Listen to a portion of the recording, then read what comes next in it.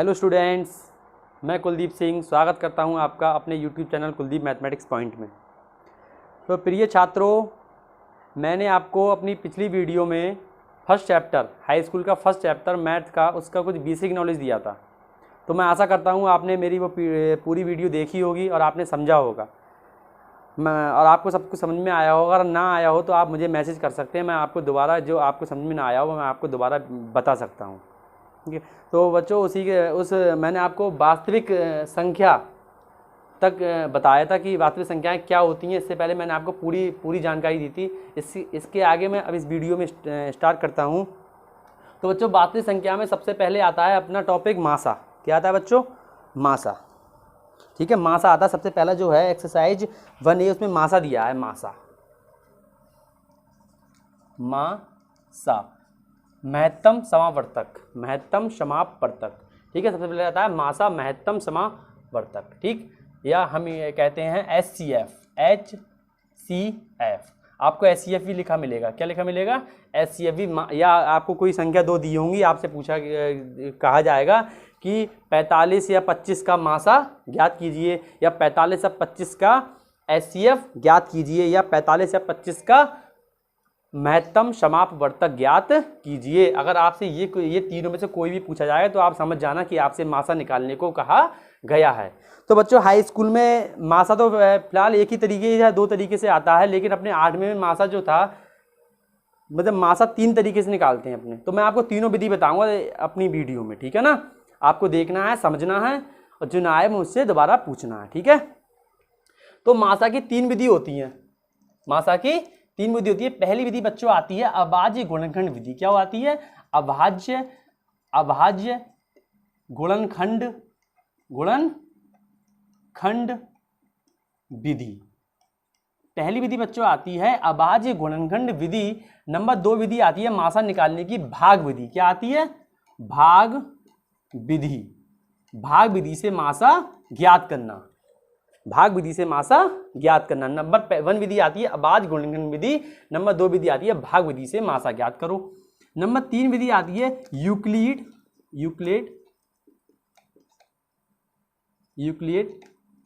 विभाजन। ये 10वीं में बहुत इंपॉर्टेंट विधि है। नंबर 3 यूक्लिड विभाजन एल्गोरिथम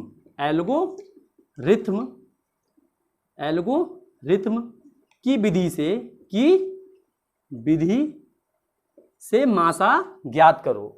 यूक्लिड विभाजन एल्गोरिथम की विधि से मासा ज्ञात करो। तो बच्चों, ये मासा निकालने की 3 विधि होती है। पहली विधि होती है अभाज्य गुणनखंड विधि, दूसरी विधि होती है भाग विधि, और नंबर तीसरी विधि होती है यूक्लिड विभाजन एल्गोरिथम की विधि।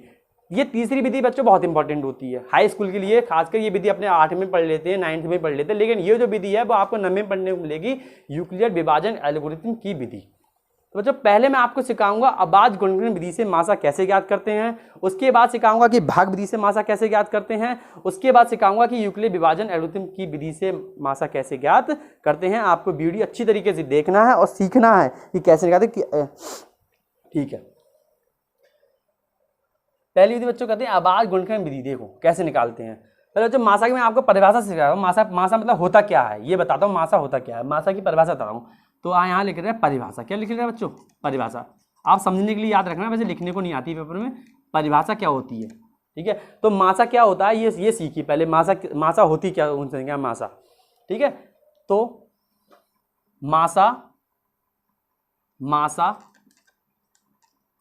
मासा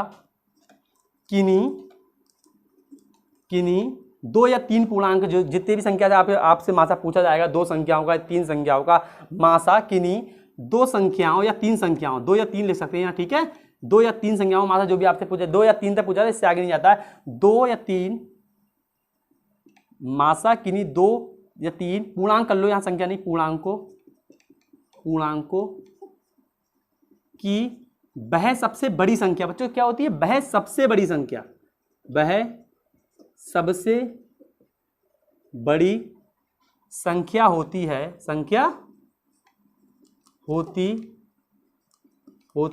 है जो उन पूर्णांकों को पूरी तरह पूरी तरह विभाजित कर दे, विभाजित कर दे। ठीक है बच्चों, मासा की परिभाषा क्या होती है? मासा किन्हीं 2 या 3 पूर्णांकों की वह सबसे बड़ी संख्या होती है जो उन पूर्णांकों को पूरी तरह विभाजित कर दे। अब कैसे? जैसे मैंने कहा बच्चों, आप 12 और 16 का मासा बताइए, 12 और 16 का क्या बताइए? मासा बताइए। तो आपको ये देखो कि 12 और 16 का मासा हमें बताया, तो मासा की परिभाषा होती है, मासा उन पूर्णांकों की वह सबसे बड़ी संख्या होती है जो उन पूर्णांकों को पूरी तरह। तो ऐसी सबसे बड़ी संख्या कौन सी है जिनसे ये दोनों पूर्णांक क्या हो जाए? विभाजित हो जाए। तो मैंने देखा 4, कौन संख्या हो गई? 4।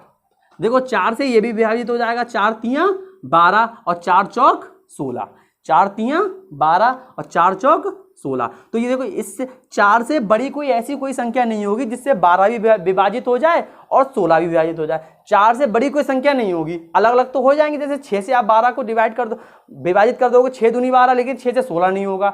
8 से आप 16 को विभाजित कर दोगे, 8 दूनी 16, लेकिन 8 से आपका 12 विभाजित नहीं होगा। तो 4 जो है सबसे बड़ी एक ऐसी संख्या है जो 12 और 16 को क्या कर देगी? पूरी तरह विभाजित कर देगी। तो आपका मासा क्या हो गया बच्चों? यहाँ पर 4। ये तो बात थी, ये छोटी संख्या थी, तो मैंने आपको ऐसे ही बता दिया। आप ऐसे आपने कर लिया कि 4 से दोनों संख्याएं कट जाएंगे और 4 से बड़ी कोई ऐसी कोई संख्या नहीं होगी जिससे ये संख्या क्या हो जाए? विभाजित हो जाए। ये तो छोटी संख्या थी तो आपने बता दिया, ठीक है। लेकिन जब बड़ी संख्या है, जैसे मैंने एग्जाम्पल लेके दिखा रहा हूँ आपको, मैंने ले लिया, इसे मिटाल दे रहा हूँ, जो मैंने ले लिया 25 और 45। क्या ले लिया? 25 और 45। 25 और 45 का मासा ज्ञात कीजिए। 25 और 45 क्या ज्ञात कीजिए? मासा ज्ञात कीजिए। तो पहले मैं आपको सिखा रहा हूं अभाज्य गुणनखंड विधि से मासा 25 और 45 का कैसे निकालेंगे, ठीक है ना। 25 और 45 अभाज्य गुणनखंड विधि से कैसे मासा निकालेंगे, ठीक। तो आपको 25 के गुणनखंड करने हैं। क्या करने हैं? 25 के गुणनखंड करने हैं। 25 गुणनखंड कीजिए आप। 25 करो, देखो 25 किससे कट रहा है? 2 से नहीं कट रहा है, 3 से नहीं कट रहा है, 4 से नहीं कट रहा है, 5 से कट रहा है। क्या 25 मतलब कटने का मतलब हो गया किसके टेबल में ये आता है? तो 25 5 के टेबल के अलावा 5 से पहले किसी टेबल में 25 नहीं आता है। तो आपने देखा 25 जो है 5 के पहाड़े में आता है, तो 5 25 और 5 एकम 5। आपने 25 काट दिया, 5 एकम 5। अब आप काटोगे क्या? 45। क्या काटोगे? 45। अब देखो 45 2 से कट रहा है क्या? नहीं कट रहा है। 3 से कट रहा है क्या? हाँ, 3 से 45 कट रहा है। तो 3 से 45 को काटो, 3 एकम 3, 3 पंजे 15। काटने का मतलब बच्चों यहाँ पर भाग दे रहे हैं 45 के लिए। काटने का मतलब यहाँ पर क्या दे रहे हैं? भाग दे रहे हैं। देखो कैसे? 3 एकम 3, 4 में 3 गया, 1 उतारा, कितना? 5, 3 पंजे 15। काटने का मतलब क्या है? भाग दे रहे हैं। जो यहाँ पर भागफल में आता है वो यहाँ लिखा जाता है। जो यहाँ पर कहाँ आता है? भागफल में आता है, वो यहाँ लिखा जाता है। अगर आपको ऐसे काटने में कोई दिक्कत हो तो आप ऐसे भी भाग करके काटो और यहाँ लिख दो आगे, ठीक है ना। अब देखो 15 2 से कट रहा है क्या? नहीं कट रहा है। 2 से 3 से कट रहा है, 3 से बिल्कुल 15 कट रहा है। 3 पंजे 15, तो आप 15 को 3 से काटो, 3 पंजे 15, 5 एकम 5, ठीक है ना। ये विधि कौन सी है? अभाज्य गुणनखंड विधि से मासा को ज्ञात करना। अभाज्य का मतलब हो गया केवल अभाज्य संख्याओं से काटना। और मैं बता चुका हूं कि अभाज्य संख्या पहले क्या होती है, पिछली वीडियो में बता चुका हूं अभाज्य संख्या क्या होती हैं। अब इस विधि का मतलब ही हो गया अभाज्य गुणनखंड विधि, मतलब अभाज्य संख्याओं से संख्याओं को काटना, उसके बाद मासा को ज्ञात करना, ठीक है ना। ये आपने इसके फैक्टर कर लिए, गुणनखंड कर लिए। आप 25 को लिख दो। 25 क्या लिखा आपने? 5 गुणा 5। फिर लिख दो किसे? 45 को। किसे लिख दो? 45 को। 45 क्या लिखोगे? 3 गुणा 3 गुणा 5। ठीक बच्चों, 3 गुणा 3 गुणा 5, ठीक, लिख दिया। इसके बाद आपको यहां लिखो मासा कैसे लिखते हैं, इनका मासा कैसे लिखते हैं। मासा देखो, मासा में आप बनाओ क्या? जोड़े। क्या बनाओ?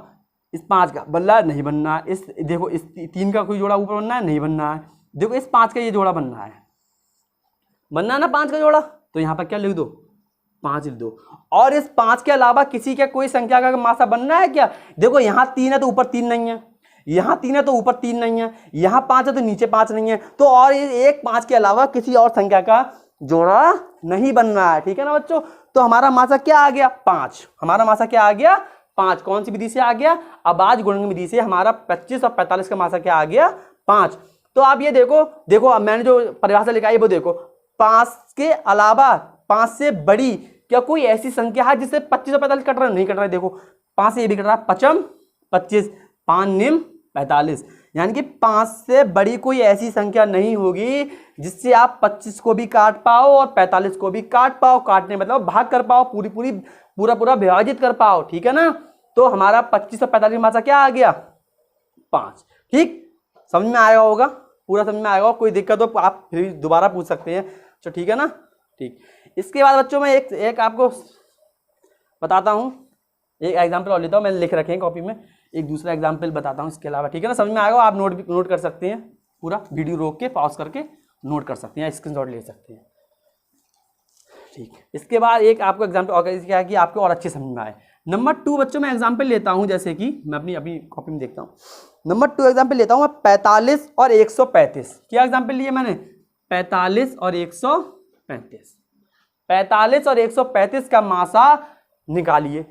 अब वो आपके ऊपर, आप कौन सी विधि से निकालना है। मैं तो फिलहाल अभी आपको आवाज गुणन की विधि सिखा रहा हूँ, ये नंबर 1 वाली। तो आपको नंबर 1 वाली विधि सिखा रहा हूँ, तो आपको मैं इसी से निकाल दिखाऊंगा। 2 सवाल मैं करके दिखाऊंगा, बाकी आपको कुछ होमवर्क में दूंगा, आपको करने होंगे, ठीक है। नहीं आया तो आपको मुझसे पूछना होगा, मैं नेक्स्ट वीडियो में सवाल आपको बताऊंगा, ठीक है ना। ठीक, तो आप पहले 45 को बच्चों काट के देखो।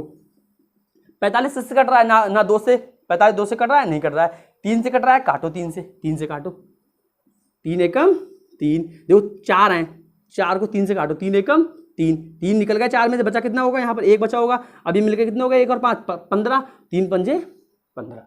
अगर आपको ऐसे काटने में दिक्कत हो तो आप ऐसे भाग करके भी काट सकते हैं। 3 एकम 3, 4 में 3 का 1 और उतारे कितने? 5, 3 पंजे 15।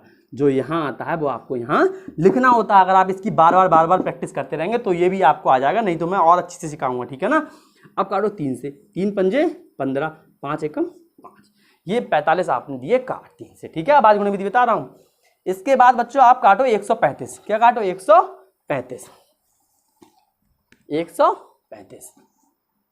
135 को काटोगे, जो 2 से कट रहा है, 2 से नहीं कट रहा है, देखो लास्ट में 5 आ रहे हैं। 5 का 2 के पहाड़े में आते हैं क्या? नहीं आते हैं ना 5 2 के पहाड़े में, तो संख्या 2 से नहीं कटेगी, 3 से कट रही है। ये मैं आपको बता दूंगा कि पहचानते कैसे हैं कि कोई संख्या 2 से कट रही है, नहीं कट रही है, 3 से कट रही नहीं कटी। ये मैं आपको वीडियो बना के डाल दूंगा, आप देख लेना उसे पूरा, आप देखते बता दो कि संख्या 2 से कटेगी या नहीं कटेगी, ठीक है ना।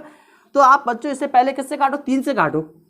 3 चौक 12, 3 चौक 12। देखो कैसे 3 का पहाड़ा एक में पढ़ लोगे? नहीं पढ़ पाओगे क्या? 13, चलो मैं ऐसे काटे दिखाता हूँ आपको सही से। 3 का पहाड़ा एक में पढ़ लोगे? नहीं पढ़ पाओगे। 13 में पढ़ लोगे? पढ़ो। 13 में 3 चौक 12, भाग तो आती होगी ना। 3 में 2 गया 1, 1 से 1 गया, कुछ नहीं था, कितने? 5, 3 पंजे 15, कितना आया? 45। 45 यहाँ लोड कर दो। अब किससे काटो? फिर से 3 से काटो। 3 से, 3 एकम 3, 3 एकम 3, 3 पंजे, अभी पता है मैंने आपको देखो काट के दिखाया था। फिर 3 से काटो, 3 पंजे 15, 5 एकम 5, ठीक है। अब अपना लिखेंगे मासा। मासा लिखने से पहले ये लिख दिया करो 45 बराबर 3 गुणा 3 गुणा 5, 3 3 9 पंजे 45। फिर लिखा करो 135 का 3 गुणा 3 गुणा 3 गुणा 5, ठीक। अब मासा बनाओ। मासा में क्या बनाते हैं? जोड़ा। क्या करते हैं? जोड़ा बनाते हैं मासा में। मासा में आपको जोड़ा, यानी कि देखो इस 3 का जोड़ा बनना है 3 का जोड़ा, इस 3 का जोड़ा बनना है 3 का जोड़ा, इस 3 का जोड़ा बनना है, नहीं बनना, ऊपर है नहीं कोई जोड़ा बनाने के लिए कोई संख्या, तो इस 3 का जोड़ा बनेगा ही नहीं। इस 5 का जोड़ा बनना है, क्या बनना है? जोड़ा 5 का, तो 5 को यहाँ नोट कर दीजिए, ठीक। अब 3 तियां 9, 9 पंजे 45, 3 तियां 9, 9 पंजे 45, तो आपका मासा क्या आ गया? 45। ये आपके क्या हो गया? आंसर हो गया, ठीक है ना। तो 45 और 135 का मासा क्या आ गया? 45, ठीक है बच्चों। तो आपको समझ में आया ना? 2 एग्जाम्पल मैंने करके दिखाए। कोई दिक्कत तो आप पूछना मुझसे कमेंट बॉक्स में, मैं आपको दोबारा आपको जो सवाल ऐसे आप कर रहे हो, आपको ना आ रहा हो तो आप मुझसे वो सवाल को पूछ सकते हैं, मैं आपको सवाल को करके दिखाऊंगा, ठीक है ना। ठीक, इसके साथ बच्चों मैं आपका कुछ सवाल देता हूँ घर से करने के लिए। आप वो घर से करना है, जिन आपको ना कर मिले तो आप मुझसे पूछना। आप इसका स्क्रीनशॉट ले लो, उतार लेने से अपनी फेयर कॉपी बनाओ। मैं बिल्कुल पूरा कोर्स कराऊंगा, पूरा कोर्स, जब तक आपके पेपर ना हो जाए, ठीक। बेनिश्चित रहिए। आपके पास केवल करना क्या है? वीडियो देखनी है, वीडियो ज़्यादा से ज़्यादा लोगों तक शेयर करना है, चैनल को सब्सक्राइब करना है, वीडियो को लाइक करना है, ठीक।